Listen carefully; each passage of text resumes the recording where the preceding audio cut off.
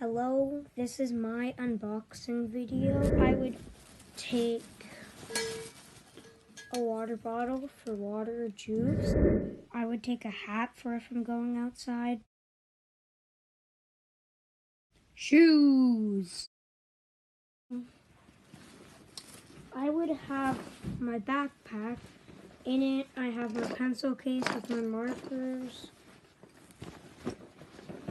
And in here I have pencil crayons. And my binder for school, for my schoolwork.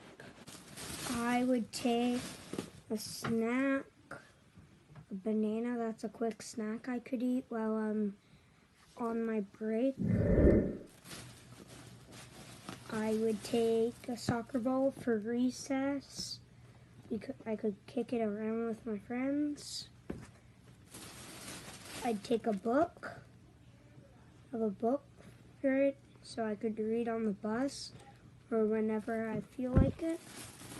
I would take a doodle book so I could doodle in. And that's all I have for today.